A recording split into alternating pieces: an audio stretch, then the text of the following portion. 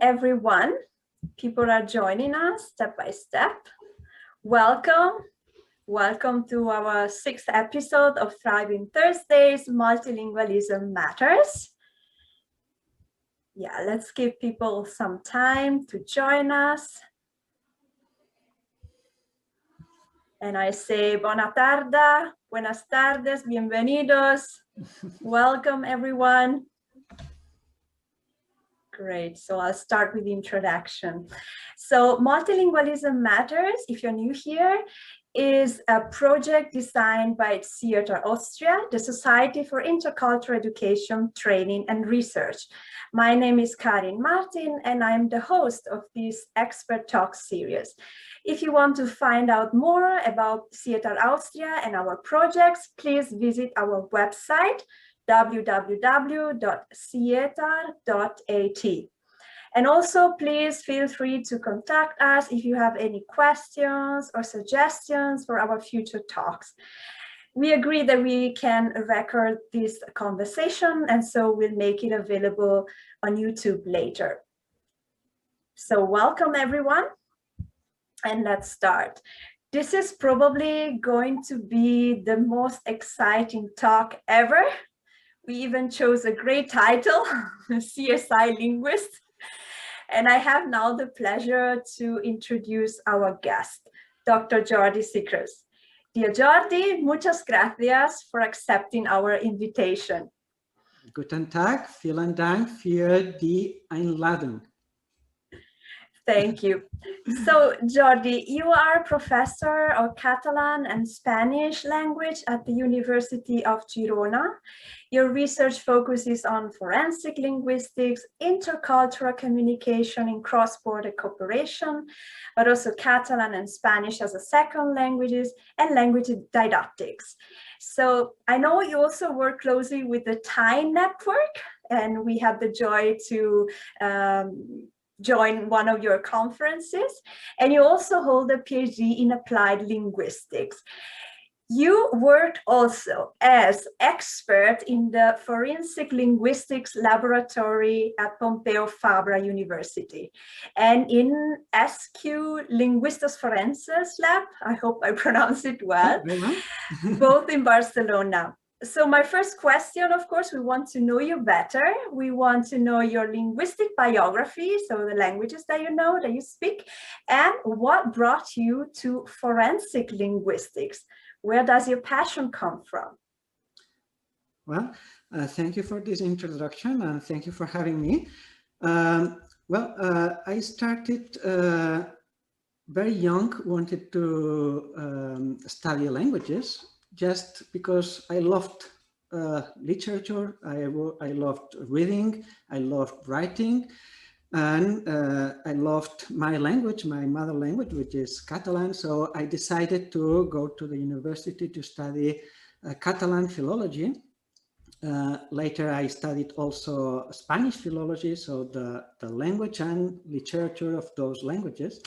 And I was very lucky because at the university, and this is something I hope a lot of people have the opportunity to live this, I had a very good professor in Catalan syntax, the Catalan language, and he made me realize that research, in this case in linguistics, was very, very fun. So I decided to continue studying languages, and I applied for applied linguistics PhD program, in this case in Barcelona. And there we received courses on very different topics, from lexicography, from syntax, computational linguistics, many different topics. And one of the professors there one day talked to us about forensic linguistics. And I have to say that the first time I heard these words, I didn't know what forensic linguistics was. The first thing that crossed my mind was forensic. This means something related to death, because in the movies we see forensic experts, forensic doctors dealing with corpse or investigating crimes. So linguistics, what the hell linguistics have to do with crimes and corpse. So I did some quick research, and I realized that forensic linguistics actually was an area of linguistics which deals with the interface between language and the law. So it is a way to solve problems and to study a very specific field of linguistics. So, and then I decided to continue studying this, and also I went to the UK to learn more, and I worked for a while doing forensic cases, so going to courts to provide judges and juries about expert evidence or expert knowledge about linguistics. That's amazing, really. I would like to know more, of course. We would like to know more, and we want to know how forensic linguistics can help people. You know, while promoting this talk, I said as a joke, it's always a good idea, a good thing to have a linguist for a friend, because in some cases, he or she can help you get out of jail. So how can linguistic forensics help people? Tell us everything. Yeah, well, it's better if it's not your friend, because a friend cannot help you in the court. You're right. So you should find a different expert. The neighbor, not the friend, yeah, the neighbor. Another one. Yeah, better neighbor. So mainly there are three different study areas of forensic linguistics, and I would like to provide you some examples, explain you some examples of how please. a linguist can help the justice system, and let's say the justice in capital letters.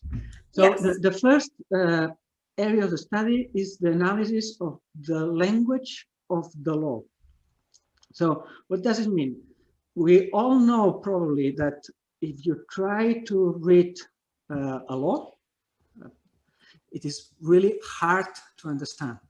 It is a very specific language made by experts for experts, and that's why sometimes it's so difficult to understand what can you do, what can't you do, what happens if you do something, and that's why it's so difficult to follow I don't know, a trial, for example, or even to understand a contract. So, for example, this language is usually, probably it's not exactly the same in all countries, for sure, but usually it uses extremely long sentences, let's say funny words and funny syntax, which are not used in the everyday life. We do not talk as lawyers or as judges, we talk differently. Sometimes there is some ambiguity. And so studying this, it's interesting by itself. It's not my area of expertise, but it's one of the areas of forensic linguistics. And I'd like to share just very briefly my screen, just to show you one example of this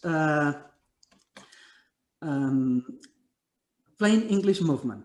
Mm-hmm. So in many countries, there are movements, usually with academics, but also normal citizens involved, who try to make a change in the use of language while writing the legislation or any kind of legal document. Why? Because it doesn't matter if you understand or not the law.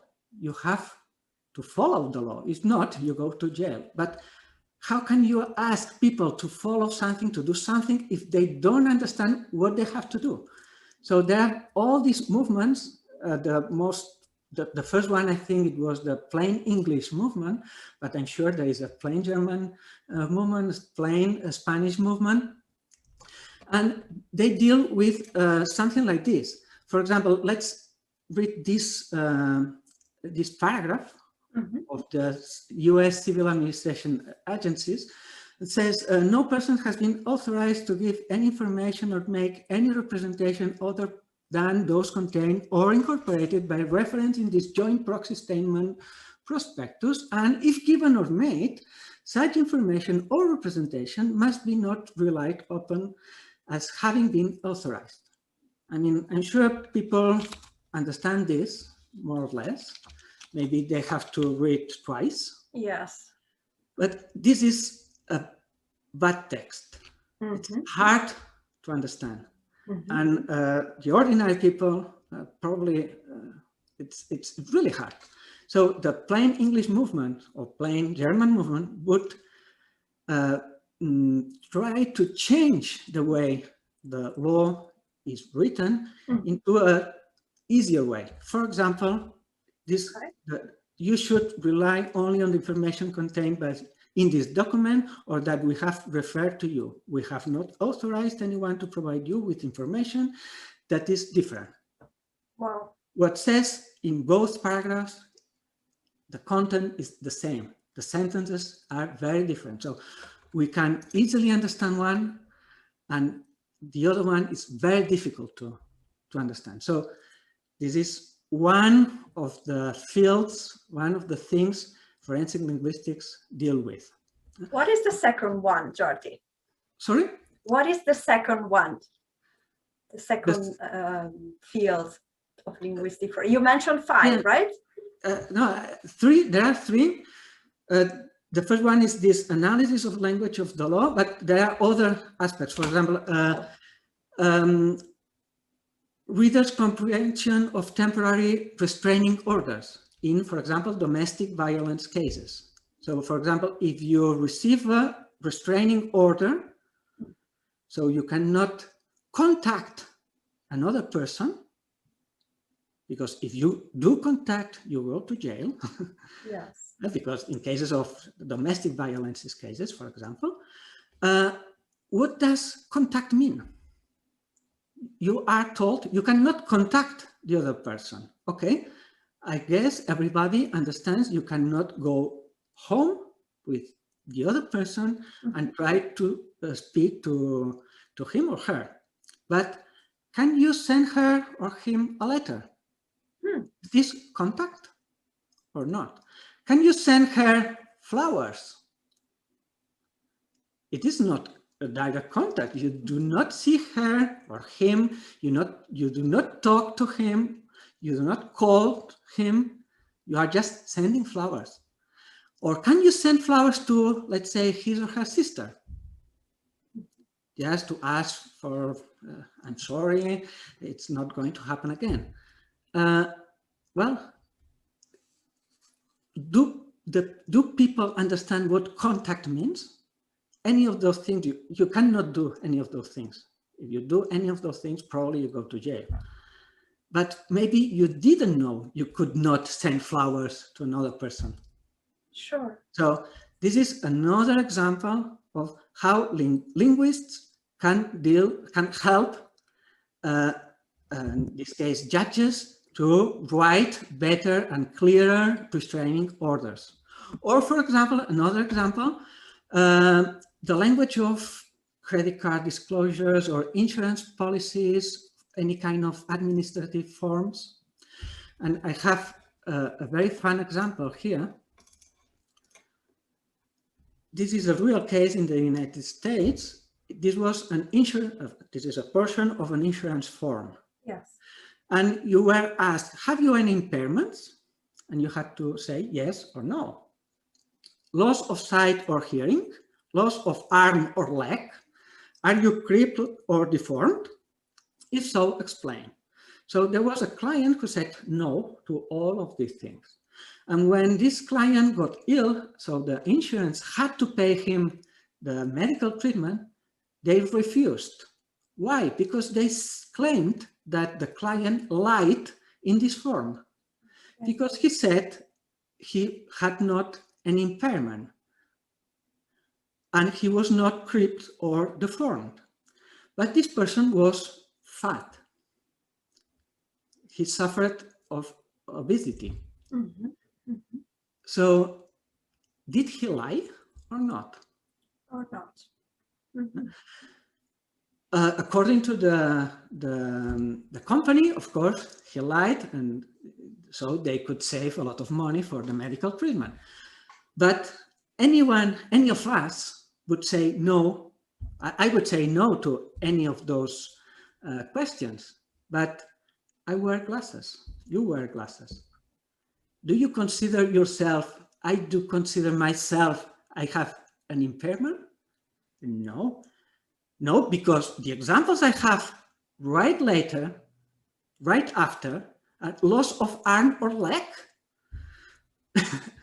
I have both arms, I have both legs, are completely different impairments.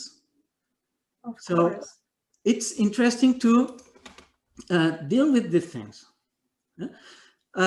Or, for example, another example in this first dimension is the advertising, the language used in advertising, which is misleading many times. Yeah, for example, a very common case is the name yogurt. Everybody knows what a yogurt is. So it's mainly milk with bacteria. Few years ago, there were, and still they exist, milk-based desserts, which are milk with bacteria, and after a while, the bacteria have done their process, the bacteria are killed. So it's a kind of dead yogurt. It's not alive yet, right? So could the companies use the word yogurt if there were not live bacteria?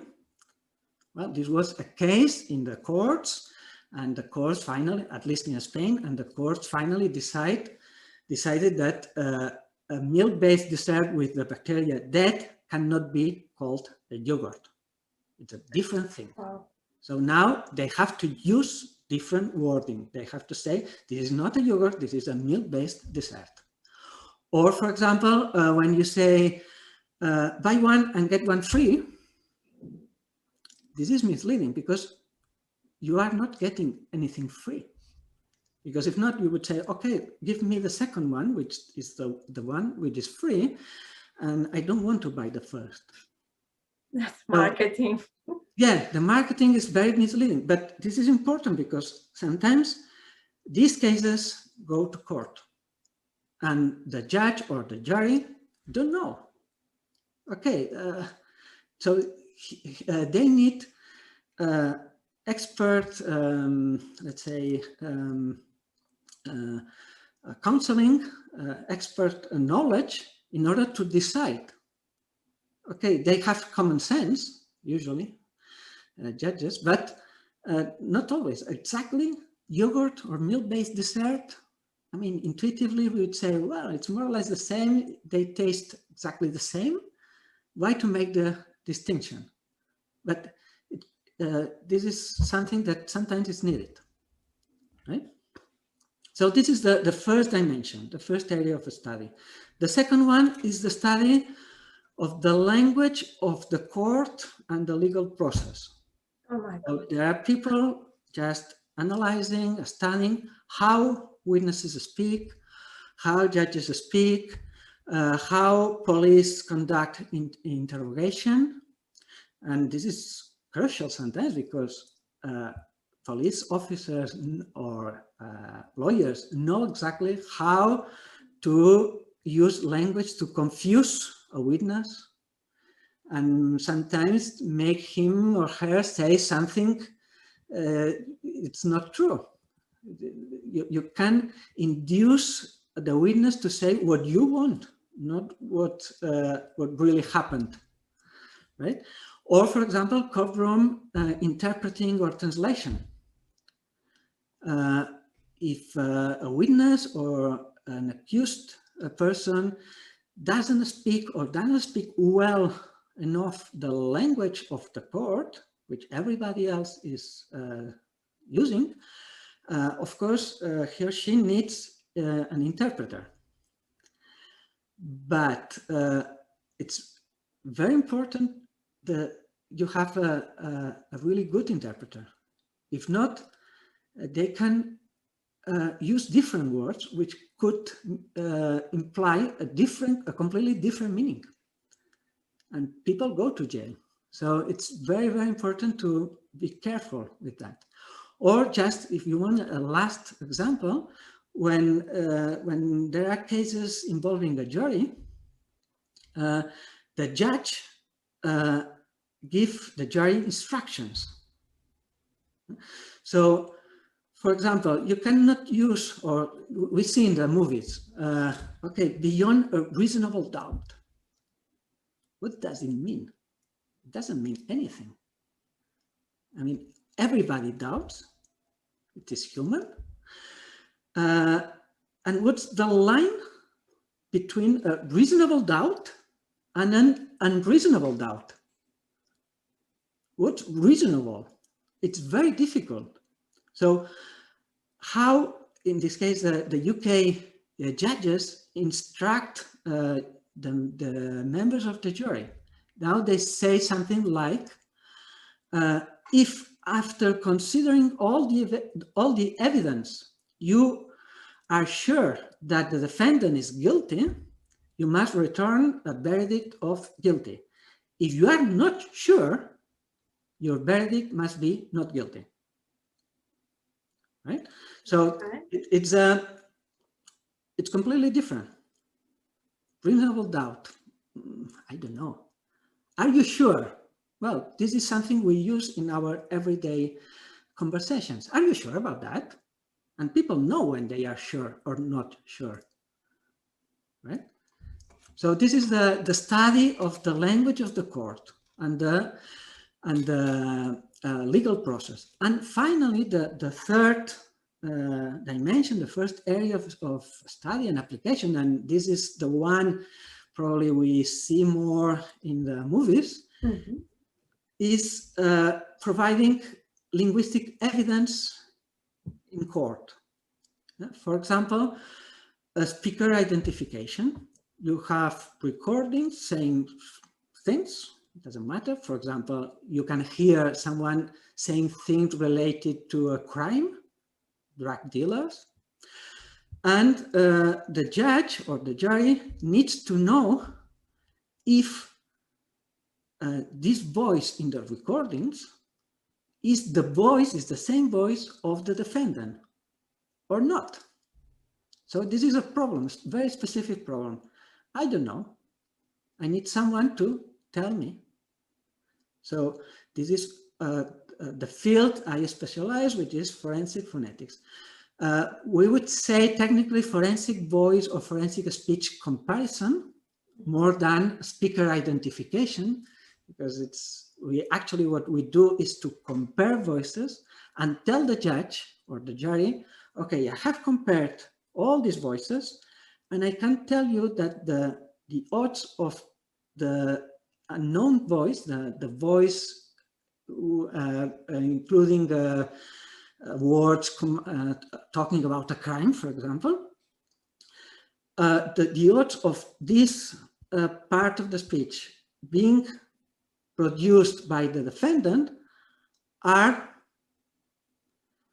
that many times higher than the same words, the same piece of speech have been produced by anyone else in the world. I mean, there are, I don't know, 100, more than 100 speakers of German, 100 million, sorry, speakers of German, 500 million speakers of Spanish. Which of those 500 million speakers of Spanish have produced these words? It could be any of them. It's very difficult, serious. We need to compare. So we need the unknown sample of a speech, so the police recording, for example, and then we need samples of the speech of the suspects. And we also need to know how common the features we observe, we can analyze in all these recordings, how often they appear in the speech of anyone else in the world.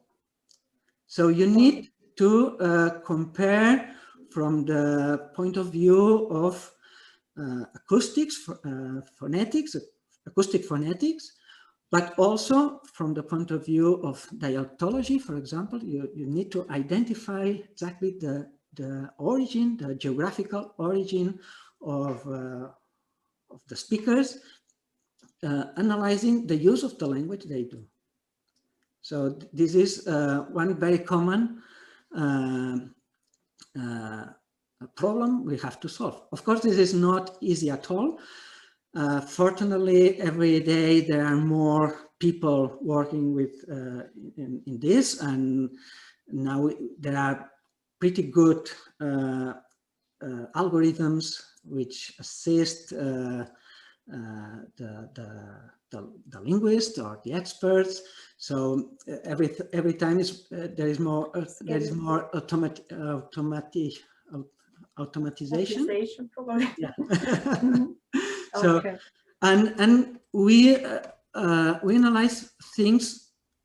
Sorry, let me show you. Yeah, Jordi, I see yeah. we still have 6-7 minutes. You know, we keep this format of 30 minutes. So I would like to, yes, please show, this is great. Yes.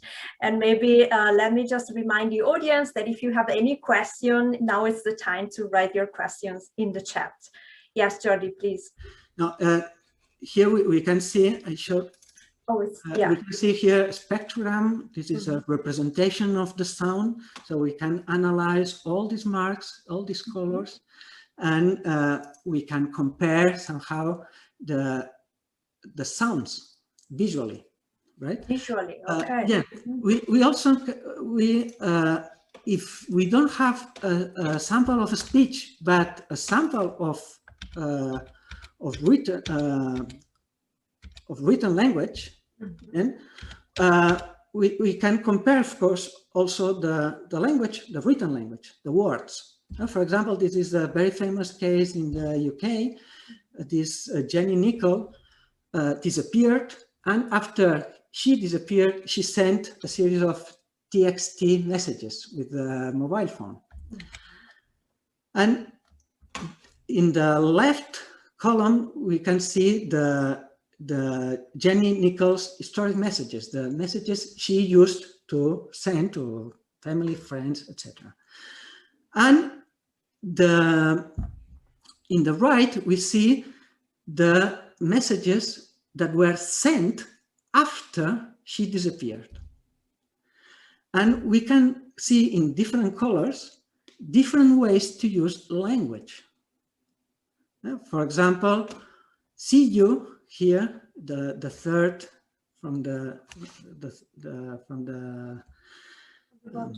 last one. See you in using TXT messages. Of course, people do not write all the letters and with the correct, the right spelling, etc.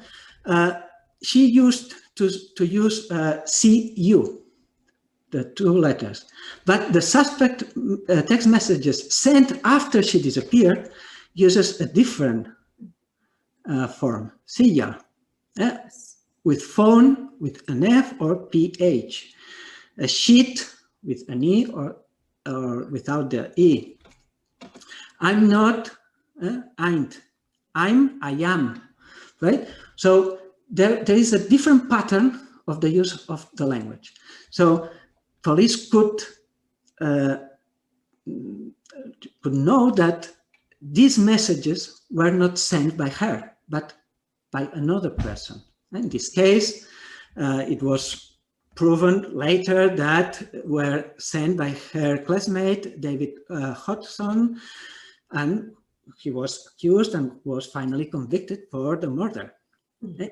Partially based on this linguistic evidence, because it was possible to prove that these messages were not sent by Jenny Nicol, but her colleague. right? Wow. That's Here we have a very fun case. This woman was found dead, and with the computer open, and in the screen of the computer there was this text, which is a suicide note. But this woman used to work in an office, and she was educated in computers, so she knew how to use a computer. But if you see the marks of the text, which was not printed, it was just in the screen, we see that at the very end of each line there is the sign of paragraph change. So the person who wrote the note didn't know that when you finish the line, automatically the word processor continues in the next line.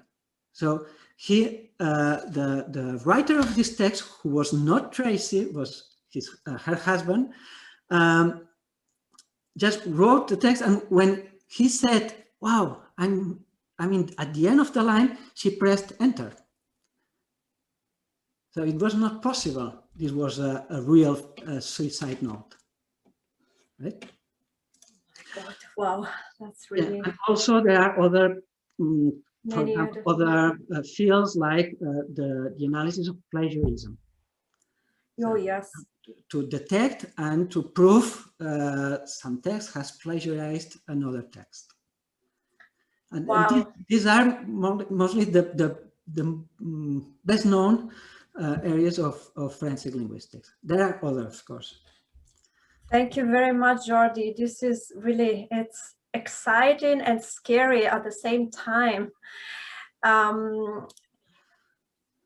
I was thinking about, since we don't have questions, or maybe one, yeah, amazing. People are saying, wow, amazing.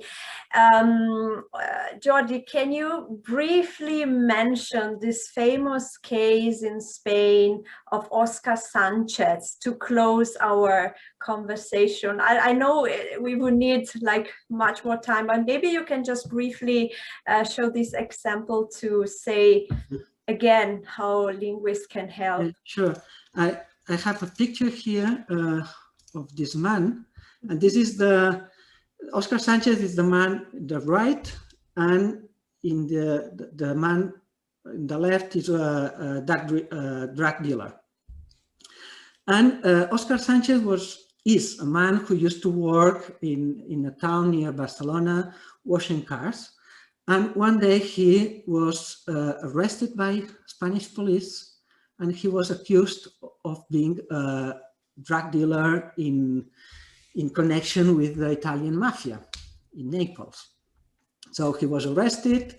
This was in 2010. He was arrested and he was extradited to Italy because it was a case of drug dealing. There were a lot of evidence and witnesses claiming that it was not possible he was a drug dealer, because when the police was following him, was watching him, for example, in Italy, he actually was working in Badalona next to Barcelona. And there were witnesses and they could prove that. But the police had recordings of, let's say, his phone. And there were hours, plenty of hours of recordings just doing business regarding the drug trafficking. And an Italian, let's say, expert analyzed the recordings, analyzed Oscar Sanchez's voice, and he concluded that they were from the same person. So the person who was talking in the police recordings was the actual Oscar Sanchez. But his friends could not believe that, so he started looking for help. And they contacted us in our lab in Barcelona and asked if we could analyze again the recordings. We did so. We went to Italy, to Naples, to the jail, to record again the actual voice of Oscar Sanchez. And we made the analysis, and it was so obvious that it was not the same voice for a lot of things, but maybe the most important thing was that the dialect was different. Oscar Sanchez was speaking a dialect, in an European Spanish dialect. The voice of the drug dealer was from Uruguay. So it was completely different. The problem was that this, let's say, expert in Italy did not know anything about Spanish or Spanish languages. So we could prove, we and other people, the Italian police made another study, the judge ordered new studies, new reports to other Italian experts who did their job perfectly well, and we all conclude that it was not the same voice. So after 2 years in jail, after 2 years, he was freed. Wow. But he was 2 years in jail for nothing, just because one bad expert did a very, very, very terrible job. Sure. So this is very important, the ethical part of this job, because if you are wrong, people go to jail or really serious things happen. So you need to be very, very, very cautious and very honest. And if you don't know a language, you cannot study, you cannot provide expert evidence in a language you don't know or you don't know enough. So this is very important. Incredible. Really, I have no words. Thank you so much, Jordi, for showing this case. We have a question then. I know we are running out of time, so we need to close with this question. Eric saying, thank you for a very fascinating introduction to forensic linguistics. What books would you recommend as what book would you recommend as the first book to learn about forensic phonology? I know you have a slide about books, so if you want to share it. And if that book is Ladderfolk's A Course in Phonetics, which I already have, can you recommend the second group? I know you also have movies recommendation, that's great. And the question go on, are there educational programs for becoming a forensic linguistics? If you have any program to recommend. So maybe let's start with the movies. These are the movies that you recommend, right? These are not actually are not movies, but TV series.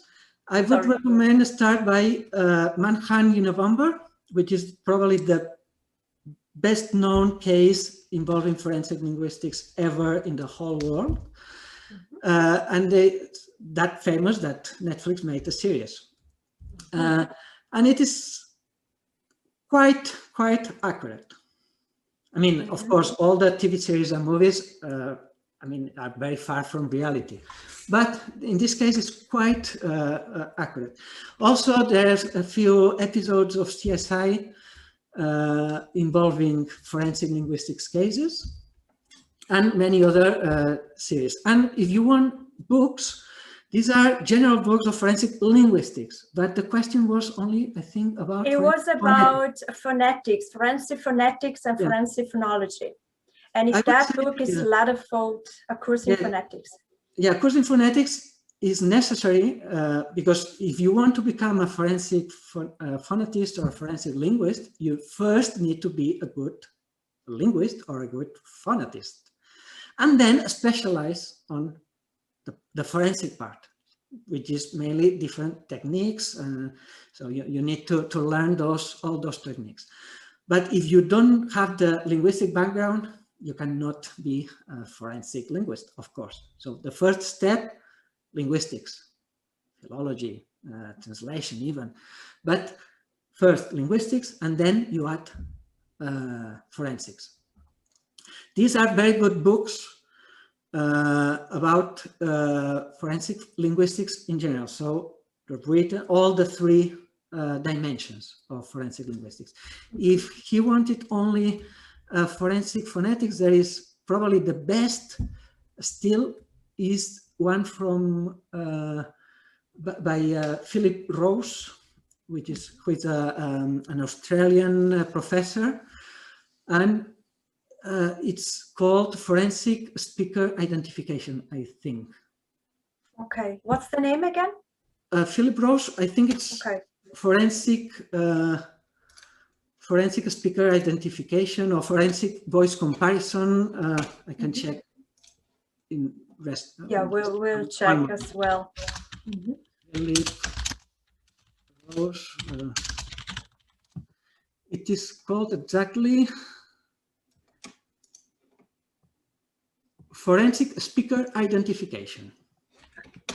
If you want, I can write here. In the chat, that would be great, yeah.